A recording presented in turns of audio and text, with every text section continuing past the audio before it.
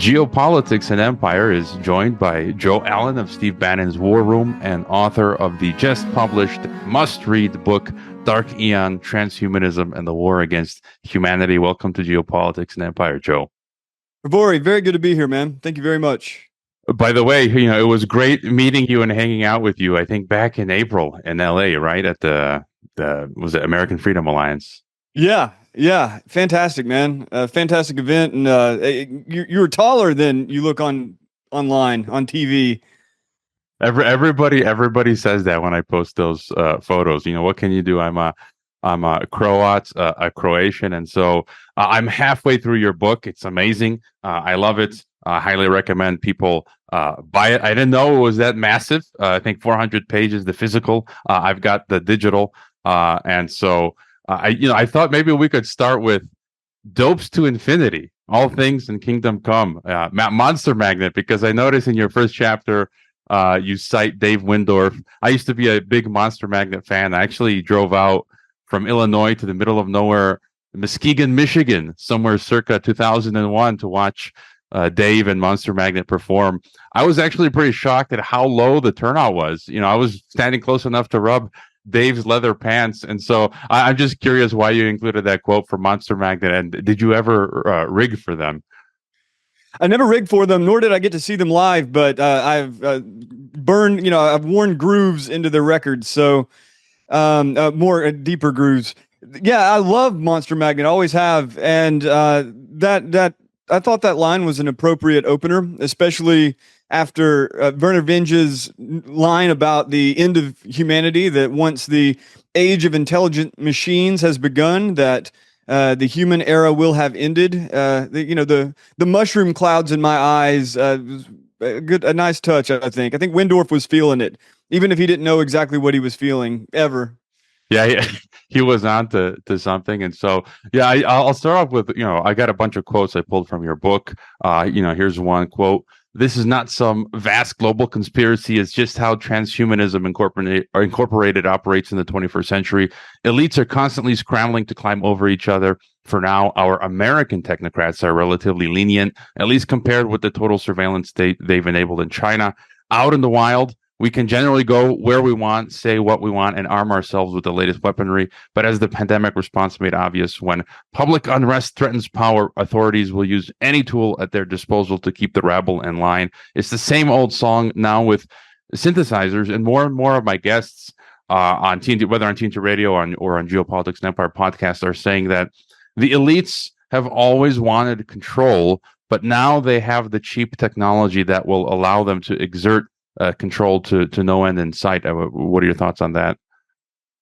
That's certainly true. It's very unfortunate how readily people have adopted and even embraced with a lot of joy the devices that basically provide a blanket surveillance state or multiple surveillance states.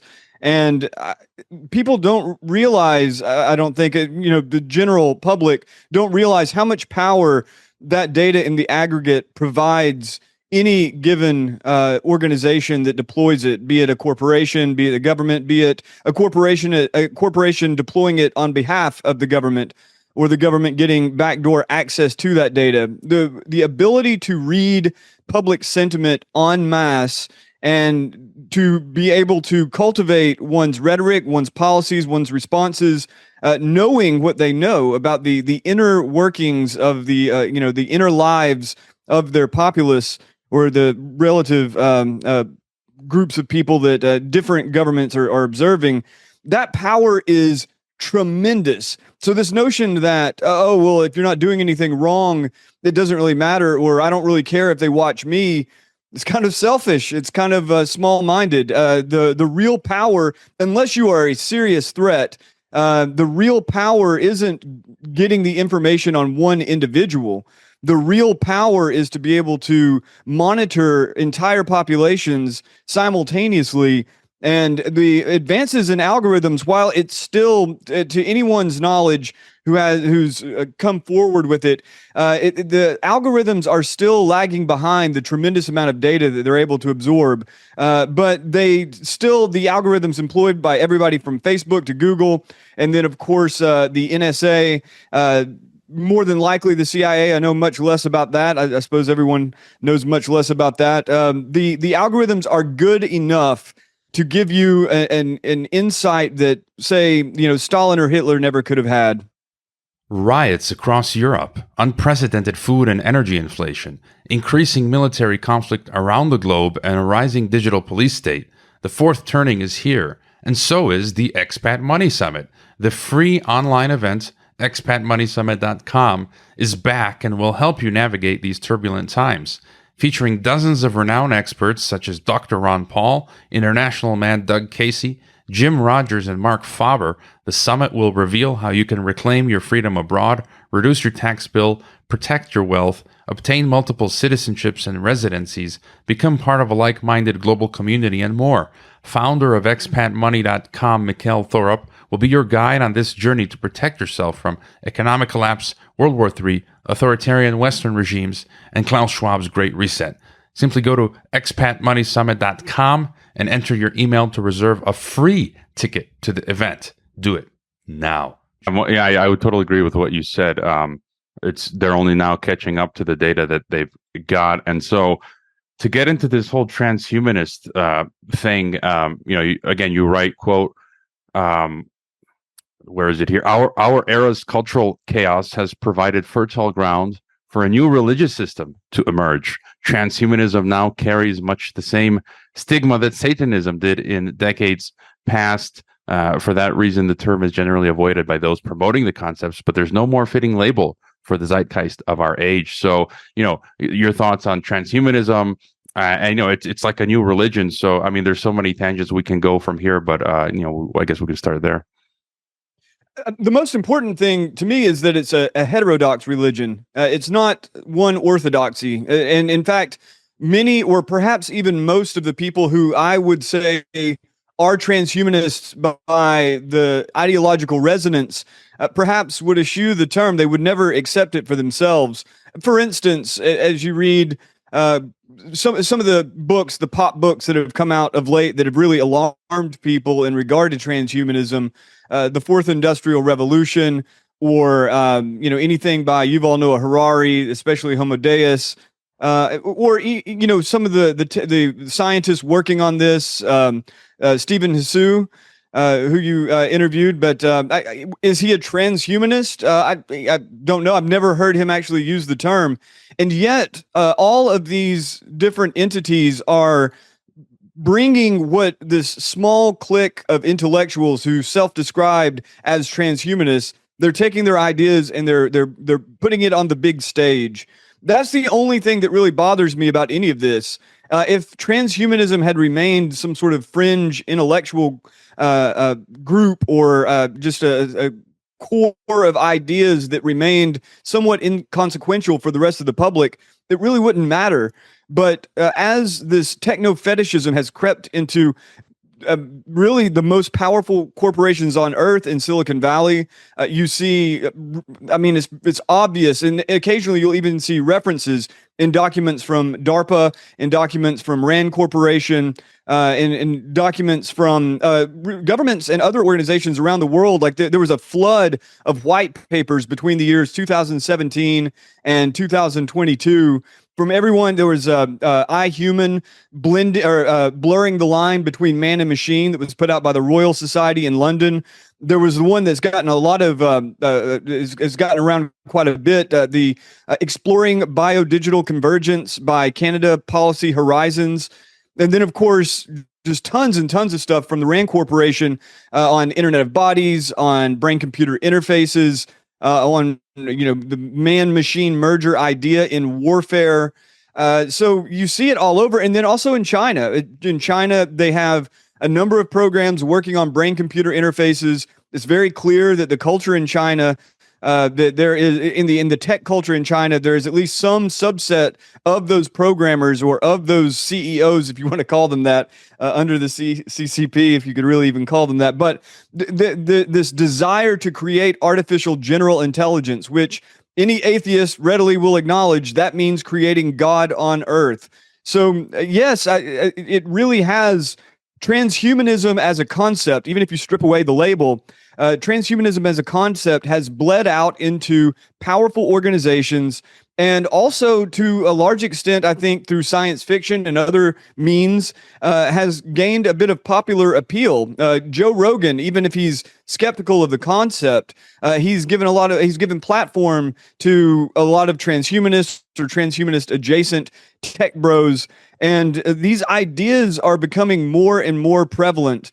And as I mentioned, from the quote you'd mentioned, it for most people with any sense about them, this should raise serious alarm bells, because for all the promises that these technologies will provide you, the individual, control over the system, I think it's very clear that in most instances, the technologies are in fact working on behalf of the system and those steering the system, and that the control is going primarily one way. And as people become more and more aware of it and are put off by it, yeah, it has come to be sort of like Satanism. It has the same sort of icky feel. And in fact, as I go into in the 6th and 7th chapters, there's a direct lineage between the fetishization of technology and the valorization of the symbol of Satan. These kind of go hand in hand, at least in certain strains of thinking, from Howard Bloom to Anton LaVey himself. Even you could say that Nietzsche, while he didn't position the Overman as a satanic figure, I think it's pretty clear that the Overman dancing on the corpse of God has a certain satanic feel, and so on and so forth. So yeah, it's both the popularity of the movement and its influence, either directly or indirectly, over powerful institutions. That's what really alarmed me, and that's what activated me. And that's why you find me now half insane and completely saturated with their ideas. Yeah, and again, there's a lot of great quotes in the book. It's wide ranging. You're pulling together so many threads, really big picture, which is the kind of stuff that I like to read and do. And you also mentioned in the book, quote, contrary to many right-wing critiques, transhumanism is not a purely globalist, leftist, or secularist frame of mind. I think there are a lot of people unwittingly going along, not even aware of what they're participating in fully. And I've seen you mentioned on interviews recently and in the book, this, Sophia, right? The goddess Sophia or Aeon, and this Gnostic strain. And I'd agree with your thesis if you want to tell us a bit about, the Gnostic strain and Sophia and the name from the title of the book, Aeon.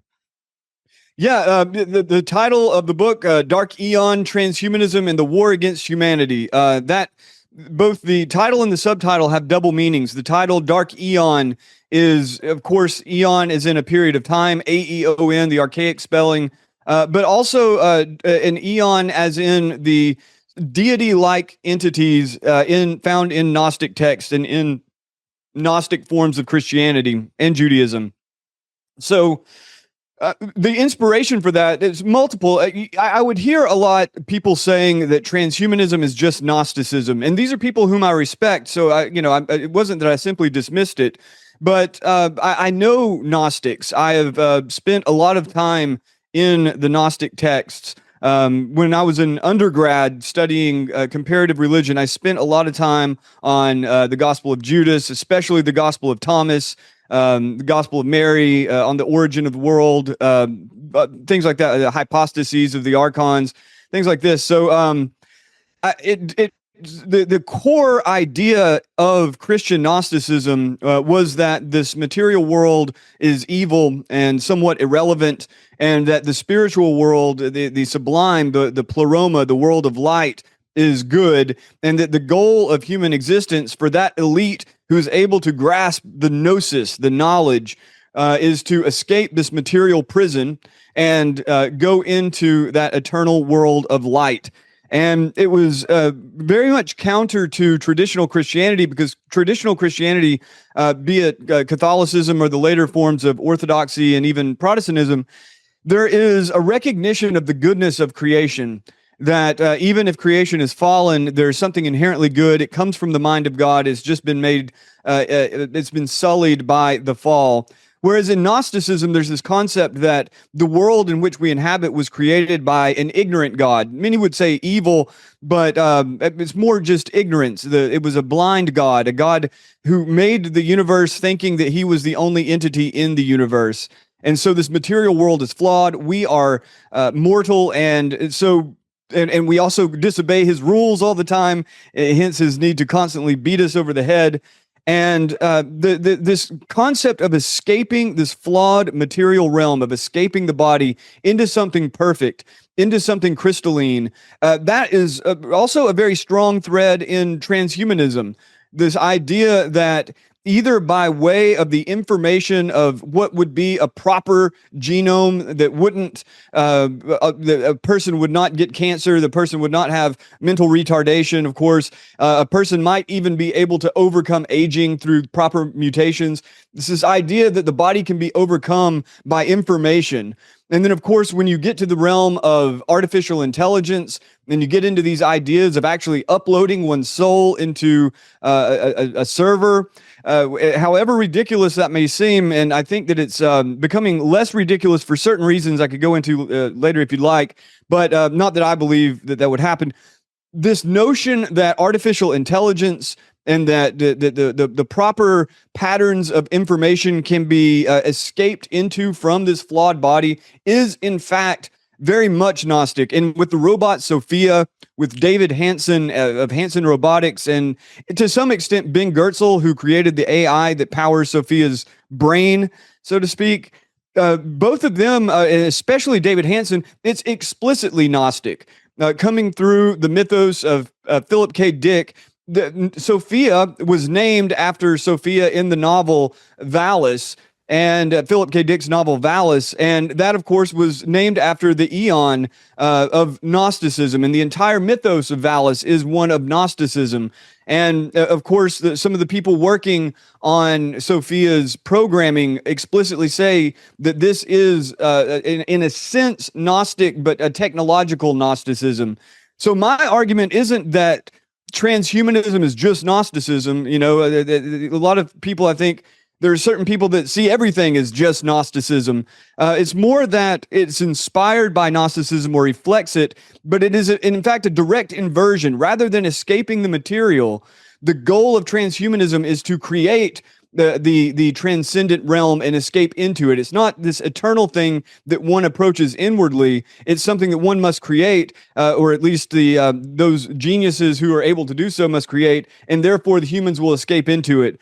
And it has all the sorts of dark elements, and it has really, I think, the central theme of the book, aside from the actual technologies of artificial intelligence, robotics, brain-computer interfaces, all that, the real thrust of the book is this idea that in the absence of traditional religion, once a society or even just individuals have turned themselves over to a purely scientific worldview, there's really nowhere to turn but technology. And so this is, in fact, a techno-religion, both in the sense that it's an organized ideology, which people even have to some extent, sort of communal religious element that, and it's certainly the idea of a higher power, that being technology.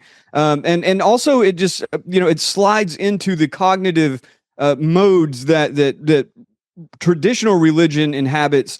These techno-fetishistic or transhumanist ideas just, they readily fit into that God-sized hole in the heart, as it's been put. Yeah, I could almost also, rephrase it as these techno elites saying, God screwed up. We're gonna ourselves become gods and make the Garden of Eden, do it the right way this time. And you do go on to say, I mean, there's again fascinating, a lot of material you write. Quote: even the average schlub has the magical powers of telepathy, phone calls, skewering spy cams, precognition, weather apps, telekinesis, Amazon delivery, sex magic, online porn, spirit channeling, chat GPT, and necromancy, chatbots trained on the data of the dead. And so, yeah, just absolutely fascinating. And you talk a lot about DARPA. I'm obsessed with DARPA. You mentioned in the book how they basically created most of these technologies. I'm wondering if some of the engineers at DARPA are like doing seances with Satan or something. But you write, quote, at DARPA, we're now closing the loop where man and machine can be integrated together. Transhumanism is the quest to direct evolution and do what thou wilt with biological, cultural, and digital realities. Think of it as multi-level eugenics. In general, neither DARPA directors nor Silicon Valley executives would openly identify as transhumanists or eugenicists, as you mentioned before. But and you also say transhumanism is Satanism with a brain chip. So, what are some of their other goals in practical terms with what they're trying to do with the brain computer interface and all this other stuff? Most, if not all, of the brain-computer interface operations have some basis in DARPA-funded projects. So the uses, for instance, of BlackRock Neurotech's brain-computer interface. One of the most successful cases was the man his surgery was done at the University of California, San Francisco. Unfortunately, he didn't actually have a name. It was like subject or patient B. But he was locked in from a stroke, and they were able to coax words from his brain rather than, typically in these brain-computer interface operations where you have a locked-in patient, the best they can do is kind of get a cursor to move around on screen, something like that. What he did was concentrate on certain words. They identified the patterns of the words, so he was able to actually communicate with just his brain. Well, that project was funded by Facebook. What was then Facebook, and the project itself was run by Edward Chang. And Edward Chang is a neuroscientist who's been funded extensively by DARPA. One of the many things that he's working on is that brain-computer interface. And while I'm not aware of him going so far as to recommend moving to enhancement from that healing phase, from helping someone who's been injured, that is a prevalent idea among many of the people working in that space, and certainly some of the top voices. So Elon Musk at Neuralink, and then Tom Oxley at Synchron, another brain-computer interface company that already has brain chips in people's heads. Both of them openly talk about that these paralytic brains are basically laboratories for the technologies they believe will be enhancement technologies of the future to connect the brain to artificial intelligence. So all of this, for the most part, I'm sure there are exceptions, it has its origin in DARPA programs. DARPA, some of their first brain-computer interface programs began, I believe, in the late 60s. And certainly by the time you get to the 80s and 90s, they've funded tons and tons of labs, tons and tons of projects in order to meld the brain with computer systems, or as artificial intelligence has developed, to meld the brain with artificial intelligence. They've turned a lot more towards this idea of a non-invasive brain-computer interface, or something that could be injected very easily, like Charles Lieber's prototype of the neural lace, which would form what he called cyborg tissue, and allow the brain to operate computer systems and vice versa. But you still have this goal, this dream. I remember there was one DARPA document in particular. There's so many programs. You'll have to forgive me for forgetting what the project was specifically, but the declared goal was to open up that bandwidth between the brain and the computer system, something that Elon Musk has said many, many times. And the goal is because, so much of military technology relies on computing, relies on mechanism, and more so relies on semi-autonomous vehicles. How can you get a tighter coupling between the human operators and the machines? This shows up again and again and again in these military white papers and other documents that push for the kind of man-machine merger or transhumanist aspects. So you've got the brain-computer interface, and then you've also got the idea of genetic enhancement. So Renee Wegrezen, the now director of ARPA-H, the Advanced Research Project Agency for Health, Wegrezen comes out of DARPA, spent 4 years as a DARPA director, I believe, working on everything from mosquitoes that are now you're starting to see a lot of that work come into the public light. Mosquitoes that would kill off other mosquitoes. It would be kind of a genetic time bomb mosquitoes that would mate and produce unviable offspring or no offspring at all. She also, though, worked on biosurveillance. That was a huge project.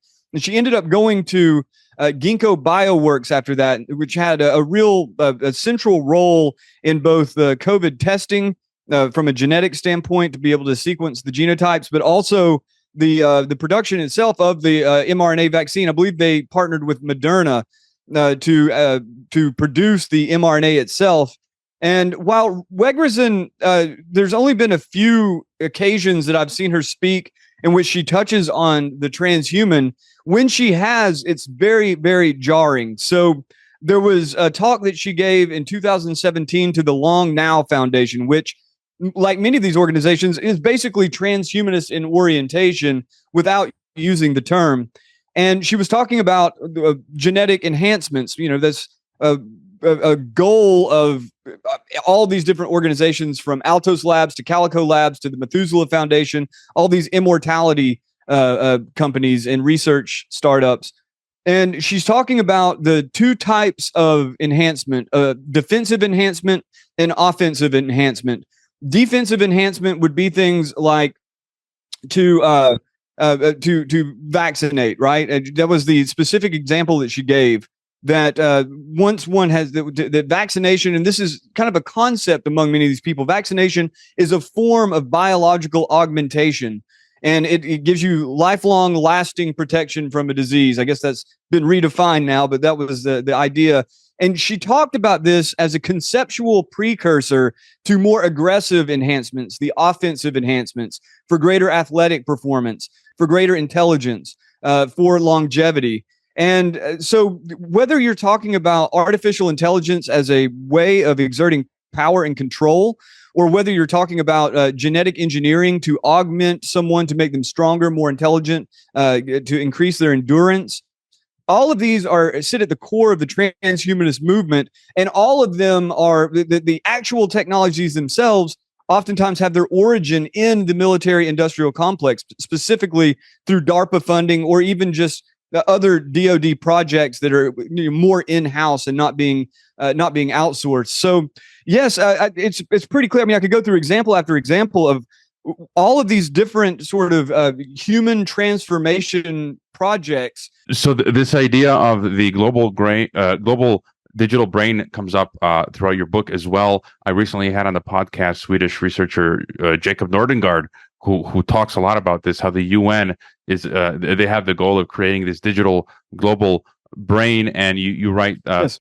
This guy Luckett singles out social media as a phase transition in our inevitable progress toward a global borderless community. Our separate societies must become more inclusive so we can finally merge into a single planetary superorganism. The global brain is to be our final big god. So what do you make of this? Because it's everything you're talking about. I mean, it looks like the Matrix or that video game BioShock, or all of this crazy sci-fi dystopian entertainment, literature, and movie and video games. So what do you think is their goal here? Real quick on the Global Brain Project, I think is, if I have that correct, that's one of the very few open kind of public programs to create artificial general intelligence. They have the dream of creating an AGI based on the brain. Anyway, that's just a side note, but I think it's interesting. Anyone who is openly trying to create artificial general intelligence is pretty much de facto trying to create a god on earth, right? A superhuman mind, a digital mind. It's something to be very much aware of, because it is ultimately a religious orientation. If you believe in God, then you're trying to create a little god, and if you don't believe in God, you're trying to create the god. But so that guy Oliver Luckett, former Disney executive, gay man, he in fact he's really tries to rub it in your face. You get to the opening of his book, The Social Organism, and he talks about how he and his partner oftentimes go to a detox camp once a month, and they call it colon camp. He's that kind of guy. He just wants you to No. So in his book, The Social Organism, which I think takes, it must take its title from Herbert Spencer's essay, The Social Organism.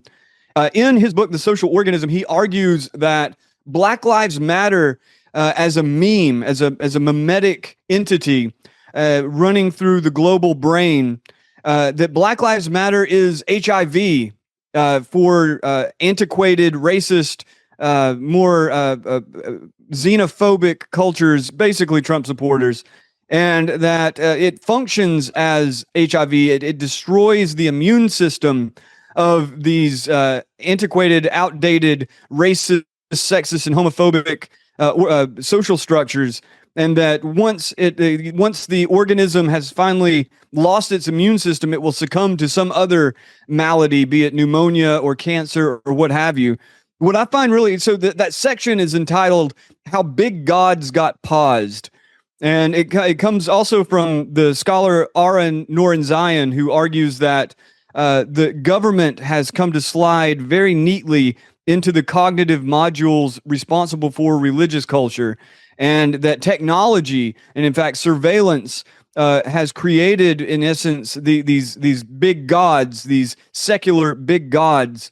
And so this guy Oliver Luckett and his notion of BLM HIV, it's uncanny, because around the time he was writing, and I suspect he probably was unaware of it, you had the alt-right and you had the term the pause. That had to be the most profound thing to come out of the entire movement. There was cuck. Cuck was very, anytime you hear cuck, you know it came out of the alt-right, or there's the frog, there's Pepe. All that has had staying power. But the most profound concept to come out of the alt-right, in my opinion, was the pause. This notion that liberalism, leftism represents a weakening of the cultural immune system. And so whenever a nation or even, an ethnic group has become weakened by liberal ideas, it opens their borders to everything from mass immigration to trans children to, women who, slut around until their 40s and then cry into their wine and make the rest of us miserable. Those sorts of things. And this notion of the pause, Luckett basically recreated it, but from yes, you're being paused, but that's a good thing. Quite fascinating. And here's the thing. I agree with them. I think that that's exactly right. I think that to the extent that ethnic groups can, by analogy, be seen as a singular body, that the sorts of border crushing ideas in which the borders between men and women, the borders between nation and nation, the borders between religion and religion, and more so the borders between man and machine, as those borders crumble, it does function in essence like, by analogy, like HIV, weakening the body and opening the group up to its own destruction. Yeah, by the way, Big God, that's another Monster Magnet a song, I think a B-side. And then since you mentioned trans kids, you go at length as well in the book to talk about this. You mentioned biomedical eugenics and, this whole trans LGBTQ plus to infinity, as I call it, phenomenon. You talked about gay rights, a stepping stone to civil rights for cyborgs. I've heard that discussed before. Trans ideology being a slippery slope toward technological oblivion. I've had Mary Harrington on the podcast. She had a great book as well, talking about cyborg theocracy, which you mentioned in the book. She also talks about, she calls it biolibertarianism and meat Lego Gnosticism or something like that. And so what's because I do see this whole trans ideology related to the whole transhumanist project. What do you make of it?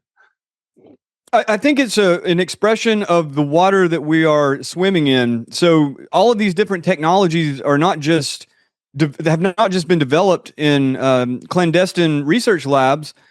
These technologies are widely available. So I try to go to great pains to show. I mean, you have Martine Rothblatt and people like that, even Ray Kurzweil, of course, Zoltan Istvan making the point that gay rights and then trans rights and then cyborg rights and all of that, and even AI rights, literally the idea that AIs can and should have civil rights, which is not going away, by the way. It is going to be a thing. May not get any traction. It's going to be a thing. But So that connection between transgenderism and transhumanism, that's obvious.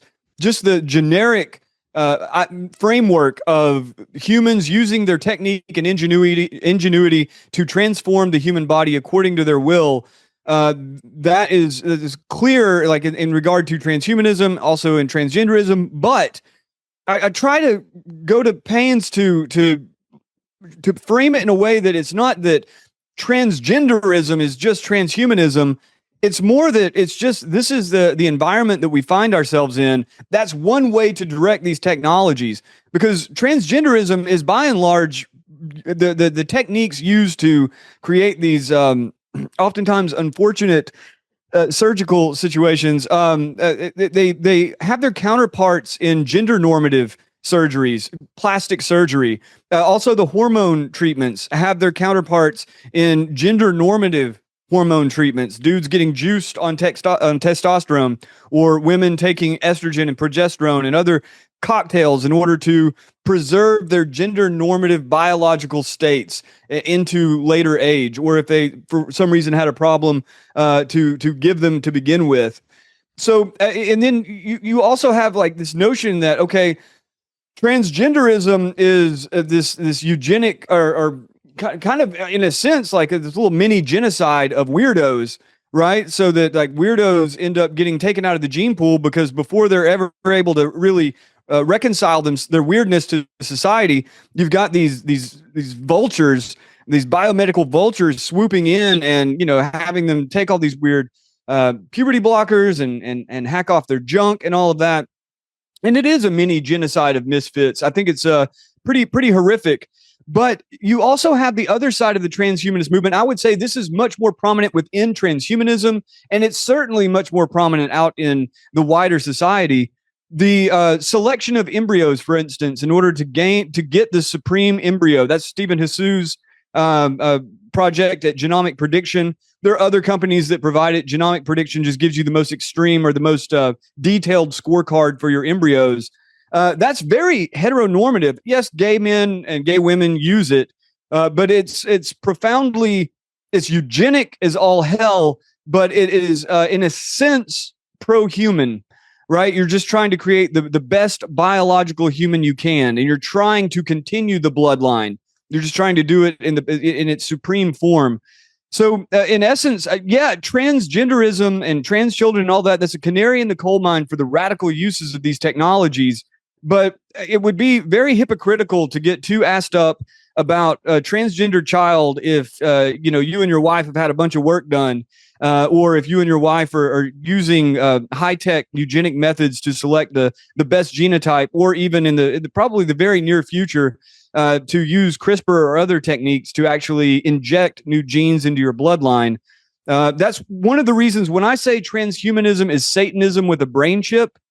The three ways I mean that is that the transhumanism is based on the raw power of science and technology, that Satan is oftentimes invoked to represent that raw power and technology. And in the sense that, and this was something that Anton LaVey and Aleister Crowley and people like that harped on all the time, the hypocrisy of those who would accuse transhumanists of being evil when they themselves employ transhuman light technologies all the time. And I think that's a real trap that's easy to fall into, especially for conservatives. It's sort of like the Democrat who points at white conservatives and say, you're racist, but then it turns a blind eye to the sorts of ethnic resentments that they themselves have within their own camp. That hypocrisy is a real trap, and I hope to avoid it myself, and I hope to steer people away from that. Yeah, and I do want to get your thoughts on the whole social credit system thing, which I think is part of where we're headed. You mentioned things in your book like, quote, cute authoritarianism with happy-faced robots and infantilizing cartoons, in a way sort of to describe the system. People in the past have called it friendly fascism, totalitarian democracy. And so it's like we see this illusion, this veneer in the West of freedom and democracy, when underneath it's a totalitarian system that's just day by day growing, I guess in ways more overt. And you use the term in the book, which I like, algocracy.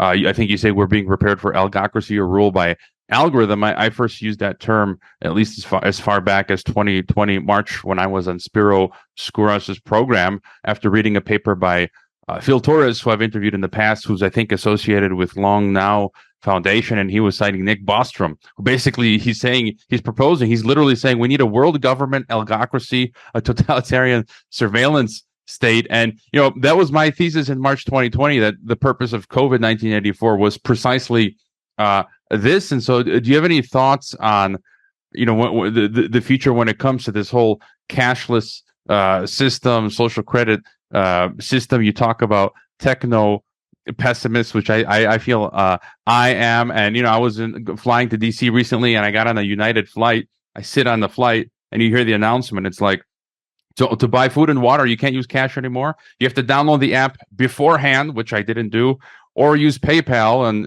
the government banned me from PayPal, so I can't buy food and water. Great. And so your further thoughts as we go into this sort of dark Aeon, what life might look like, how dystopian do you think it's going to get, and what life might look like for dissidents? First things first, cute authoritarianism. That is a phrase coined by Ewan Morrison, the novelist Ewan Morrison, which is so classic, so well put. Yes, friendly fascism, cute authoritarianism. That is the era that we live in. It doesn't have the hard right angles of a real fascist movement. It's more ways of controlling people by way of the pause. The notion of, and by the way, too, I also should give credit where credit's due. Algocracy. It was, I maybe hadn't read it in Superintelligence or somewhere else from Bostrom, maybe not, but it was during our interview a year and a half back. You mentioned algocracy, and that was when it really stuck in my head. So credit where credit's due.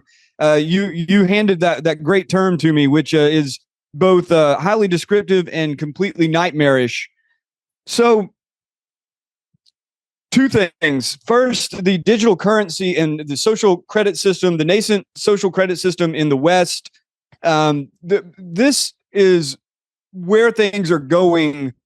Whether it's totalized or not, that's an open question. People have been talking about it for a long time, and we still can use cash.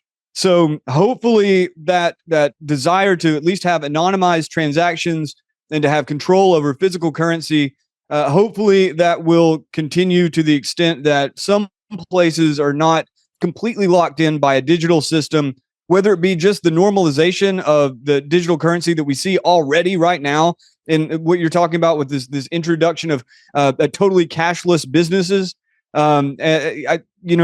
That's going to keep going forward, and also the idea of the CBDCs, right? The central bank digital currencies, in which you have like a specific currency, not unlike a dollar bill, that is purely digital, blockchain based, and if certain powers have their way of it, will be the norm, and perhaps an inescapable norm.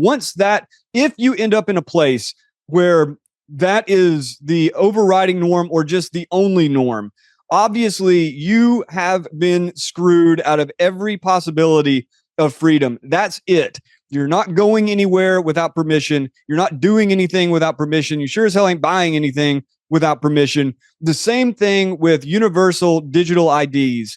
If you end up with some ID 2020 scheme or any of the others, then that's it.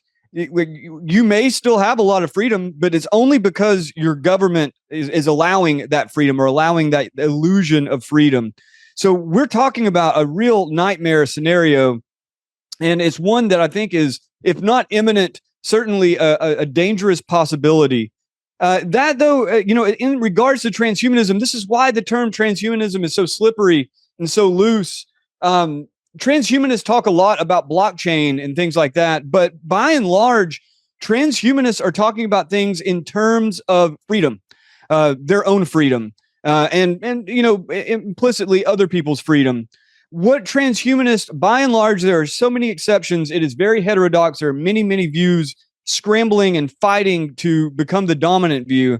But the overriding ethos is one of morphological freedom, that one has the right to do what they will with their body, And that one, on the higher level, one has the right to create, to build any digital system they want. Hence, the people in the effective accelerationist movement who are driving towards what they believe is the singularity and AGI, they see it as their freedom to create this totalizing technology. Well, on what that ignores, obviously, is the shadow side of that. So if you end up with anything like Ray Kurzweil's idea of the singularity, or Ben Goertzel's idea of the singularity, or the effective accelerationist version of the singularity, it is either mostly or entirely totalizing. You're talking about a system that is either actually powerful enough to control most or everything in a society, or to sweep legacy humans out of the way, or it is, or maybe even worse, man. And this is really probably my biggest concern. You end up in a society in which they have created extremely powerful machines that really aren't exactly as good as they said. And so now you end up in an algocracy, a rule by algorithm, where the algorithm oftentimes sucks.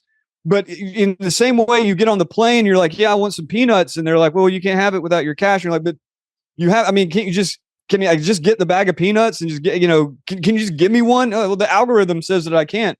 If you end up in idiocracy run by algorithms, that's maybe even worse. At least you would be able to respect an artificial intelligence god and all of that god's acolytes as they took over your society. But what I see happening, you see it with the ridiculousness of the COVID masking, the obstinacy of those who just refuse to admit the vaccine was a wash. We may be moving more towards some blend of algocracy and idiocracy. But the 2 points. Digital currency is a nightmare. That is the direct door to social credit systems or some other version of it. And it's definitely being pushed. And I fear that we're going to have to make some really hard choices and sacrifice a lot of things in order to maintain economic freedom and just freedom of movement in general going forward, at least in places like America. Maybe not Mexico, and maybe not, say, other wilder countries, but certainly in America and in Europe, as it is in China. But I don't think that you can necessarily lay blame for that on the transhumanists, at least not most of them. Some are more totalitarian than others in their thinking. But what I see, the fault, the transhumanists, I see transhumanists, if you consider the cyborg theocracy, as Mary Harrington put it, as it was coined by Ardian Tola of Canonic XYZ, the cyborg theocracy, that is Google, that is Silicon Valley, that is Seattle, that is Microsoft. And then ultimately that encompasses DARPA, that encompasses the military industrial complex and their fetishization of technology. But that cyborg theocracy is the big church. That's the Orthodox church or semi-Orthodox church. In the shadows of that and preceding that are what would be kind of the diabolical or infernal correspondence to the Desert Fathers. Those are the transhumanists. This is the intellectual core generating these ideas, sometimes from the perspective of a hands-on technician. Ben Goertzel, for instance, nobody is going to deny that he's a great programmer, but oftentimes just purely intellectual. They are simply dreaming up the visions. What would it be like in a world in which these primitive ape men that are human beings are superseded by a digital god? And the cyborg theocracy, the corporate and military and governmental structures that sit over that, they're infused by those ideas in the same way that the Orthodox Church is infused by the Desert Fathers. You may not know who St. Anthony is in medieval Catholic Europe, but you damn sure know that the church will come and take care of you if you raise any problems. So that's how I see them. It's not that they're without blame, because the techno-fetishism, they are techno-fetishism in its purest form. And those ideas do pervade the larger structures. But the real problems that we face are more those large-scale technocratic social structures that they want to impose on us. And so that's a long way of saying that transhumanism is indeed Satanism with a brain chip, and cyborg theocracy is the Orthodox Church. Yeah, you got to boil things down for the Twitter, right? For like one cent, well, X now, but you write in your book as well that your personal favorite is reversion, where technological progress towards superintelligence is prevented by reverting to a pre-technological society in the style of the Amish. No one ever accused me of being excited about the future. I'm actually very excited about trying to go back to the Amish lifestyle. You know, I've got dreams here in Mexico of buying some rural piece of land. I know different communities, and just forgetting all about all of this digital space and going analog. So in the face of everything we've sort of touched on, your thoughts on the way forward, what do we do and so forth? Yeah, I'm no leader of any mass movement, so I have no offering, no prescriptions for the masses. I'm not even 100% sure that I'll succeed in my own independent individualist aims, but I'm damn sure willing to give it a try. I think about, like, look at your life. Look at the way in which much of your life, your adult life, was spent free, moving from place to place. At least your descriptions of living in yurts in Africa, obviously, like, a lot of that entailed very low tech, very off the grid, very back to nature ways of life, and experiencing a world, whether it be Africa or the stands or Eastern Europe, experiencing a world that up until now has remained untouched by the cyborg theocracy. Those spaces are shrinking as time goes on. If you went back to that same yurt, they probably all have smartphones and maybe even VR helmets at this point, right next to the cattle. But I think that going forward, I don't see, so that notion of reversion that comes out of Max Tegmark, Life 3.0. He lays out all these different possible futures. Some of them involve artificial intelligence becoming a benevolent god. Some involve artificial intelligence enslaving us all. One of them is reversion, going back to a pre-technological state. I think that the most that you can afford to say no, you should say no. And that maybe you like all this stuff. Then obviously that recommendation is not for you. But we are being sold on this idea of inevitability, and we're being sold on this idea of progress, as we're being handed surveillance devices, as we're being, as they are imposing digital control networks, from currency to identification to the surveillance, the mass surveillance out in public. We are being sold on the idea of progress, even as we're being gradually enslaved, certainly corralled. And so the more you can afford to reject it, the better off you are. And insofar as institutions are concerned, if for instance, you are an educator or you are even an administrator in an educational institution, I would be very, very skeptical of these notions of progress as people are pushing one-on-one AI tutors or e-learning or digital grading systems or the digitization of the entire process. I mean, yeah, if you're in a computer programming department, that's one thing. But if you're a history professor or even a biologist, I think that the more you digitize the educational environment, the more separated the students become from the material. Maybe that's purely aesthetic. If that's the case, I don't care. That is how I sense this progression is much more. It's not a reversion. It's worse than a reversion. It's a perversion of what was beginning to be a great civilization up until around the 50s or 60s. So I don't have a one size fits all recommendation, but I really do believe that as humanity, as different societies, subcultures, and even whole civilizations begin to branch off according to the degree to which they have incorporated these technologies, that they've embraced these technologies, and especially the civilizations or the subcultures who have given up their orientation to God, to the transcendent spirit beyond this material realm, and have given over that devotion to material powers, be it human power or, as the technologies accelerate and advance, technological power. Though as these societies split off, we will see ultimately which was progress and which was a perversion. I have full belief that those who are at least very careful about what they incorporate, and perhaps even reject the most obvious, the most popular technologies. I firmly believe that the maintenance of the deep spiritual orientation towards that which is beyond this world, God, or whatever form, whatever word one's culture uses for it. And those who have maintained the hard-won techniques that have been passed down from generation to generation, from time immemorial, that we will, in fact, endure in the face of this bizarre sort of Walmart on acid that we see growing up around us. And that's very much a deep religious conviction. I don't expect you to believe me or follow me out into the wilderness, but I'll tell you what, if you get that commune set up in Mexico, I'll come down, I'll help you plant, I'll help you harvest. I'll even lug bags of soil around for you. Hey, I've got a couple of options. There, people have told me they've already got places. They said, "Come on down. You don't even have to buy in.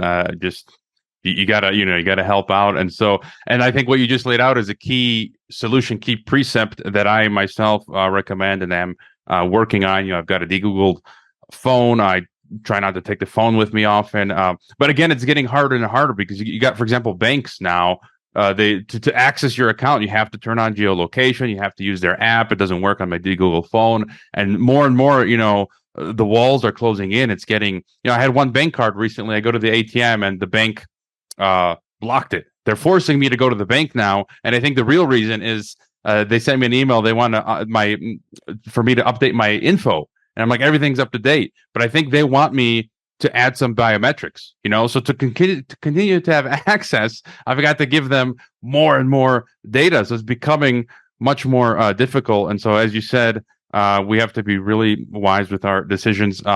Again, the book is fantastic. Highly recommend it. Link is in the description. Your Twitter link is in the description. You're on Steve Bannon's WarRoom. Any other projects you recommend or websites we should know about? No, I do hope that your listeners, I have a feeling that your listeners are of the intellectual caliber that they will not only understand the book, Dark Aeon, Transhumanism and the War Against Humanity. I'm sure they'll find plenty of problems with it. I would love to hear it if they do. You're only one man typing away out in the wilderness. It's difficult, but if you're interested in any of my brief pieces, joebot.xyz, of course, Steve Bannon's WarRoom. And Havori, I think that all of this convenience is turning out to be a real pain in the ass. I wish you the best getting out there back into the wilderness again, because I agree with you 100%. The walls are closing in. It seems innocuous to so many people. Man, it is whether mythically and symbolically or quite literally, this is the beast system, and I'm not trying to take the mark. I hope you enjoyed this Geopolitics and Empire podcast. The website is geopoliticsandempire.com, and I encourage you to sign up for the free email list that goes out with each podcast and every weekend with a collection of news headlines. The newsletter and website are our last lines of defense. We're being censored and deplatformed. It's nearly impossible to find Geopolitics and Empire on the Google search engine. We've been blacklisted. YouTube frequently takes down our videos with strikes. Facebook restricts our page. Reddit and Twitter take down posts. And after the Associated Press mentioned Geopolitics and Empire in a 2021 article co-written with NATO, our Patreon account was terminated. Vimeo also terminated our Pro account. The best free way to help Geopolitics and Empire is to leave a review on Apple Podcasts or elsewhere and subscribe to all of our media channels. You can find the video broadcast now on 5 platforms: Odyssey, Rockfin, Rumble, BitChute, and Brighteon. You can find the audio broadcast on the podcast ecosystem: SoundCloud, Apple, Spotify, and so on. My current favorite social media channels are Twitter and Telegram, but you can also find us on Gab, MeWe, Minds, Float, VK, Instagram, Facebook, and LinkedIn. Finally, Geopolitics and Empire is in dire need of funding to continue. You can leave a donation, purchase a consultation with the host, or become a member to receive additional benefits. We also produce a weekly broadcast called Dissident Thinker for members and Rockfin subscribers only. We will continue to fight the good fight come hell or high water. Thank you for listening.